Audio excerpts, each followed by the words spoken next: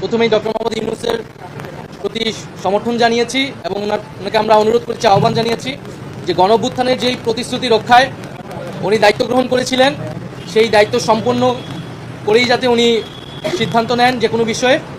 আমাদের আলোচনায় যেই বিষয়গুলো গুরুত্ব পেয়েছে, আমরা বলেছি যে আওয়ামী লীগ নিষিদ্ধের আন্দোলনে জুলাই ঘোষণাপত্র বাস্তবায়নের একটি দাবি ছিল এবং সরকারের পক্ষ থেকে 30 দিন আমাদেরকে বলা হয়েছিল, 30 কার্য দিবসের মধ্যে সেটি হবে।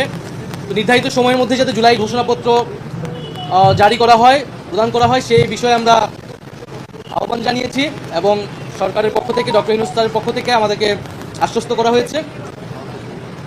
দ্বিতীয়ত, আমরা যে জুলাই গণঅভ্যুত্থানে শহীদ হয়েছেন, শহীদ পরিবার এবং আহত যারা রয়েছেন তাদের যে পুনর্বাসন প্রক্রিয়াটা, সেই প্রক্রিয়া কাজটা ধীরগতিতে আগাচ্ছে। সঞ্চয়পত্র গণঅভ্যুত্থান অধিদপ্তর থেকে যে সঞ্চয়পত্র দেওয়ার কথা ছিল সেটি এখনও সকল শহীদ পরিবার পায়নি। মাসিক ভাতা দেওয়ার কথা ছিল, সেই ভাতা দেওয়াটি এখনও শুরু হয়নি।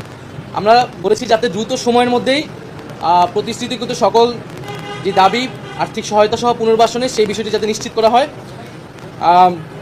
তৃতীয়ত, শেখ হাসিনার আমলে হওয়া জাতীয় এবং স্থানীয় পর্যায়ে সকল নির্বাচনকে আমরা আনুষ্ঠানিকভাবে অবৈধ ঘোষণা করতে বলেছি।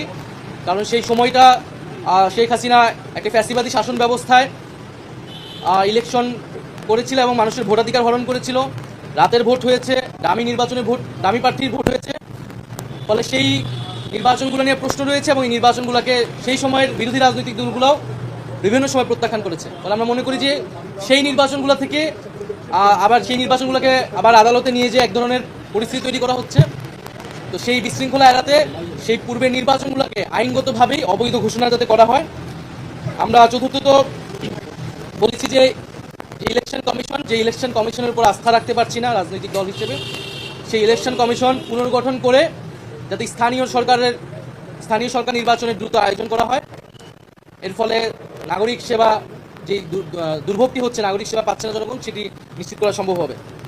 আর সর্বশেষ আমরা বলেছি যে বিচার, জুলাই গণহত্যার বিচার এবং যে সংস্কার প্রক্রিয়া চলমান এবং সংস্কারের যে জুলাই সনদ ঘোষণা হওয়ার কথা এবং যে আমরা নির্বাচনের কথা বলছি, গণপরিষদ এবং আইনসভা নির্বাচন, এই তিনটি সমন্বিত একটি পরিকল্পনা, সুনির্দিষ্ট পরিকল্পনা বা রোডম্যাপ যাতে একত্রে সরকার ঘোষণা করে এবং আমাদের যেই গণঅভ্যুত্থানের প্রতিশ্রুতি ছিল সংস্কার বিচার, সেটির মধ্য দিয়ে আসলে বাস্তবায়ন হওয়া সম্ভব।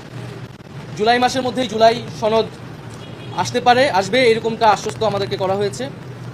আমরা বলেছি যে বিচারটাও কবে শেষ হবে, কোন প্রক্রিয়া আগাবে এবং নির্বাচন যেটা জানুয়ারি থেকে ডিসেম্বর থেকে জুনের মধ্যে হওয়ার কথা, সেটারও একটা সুনির্দিষ্ট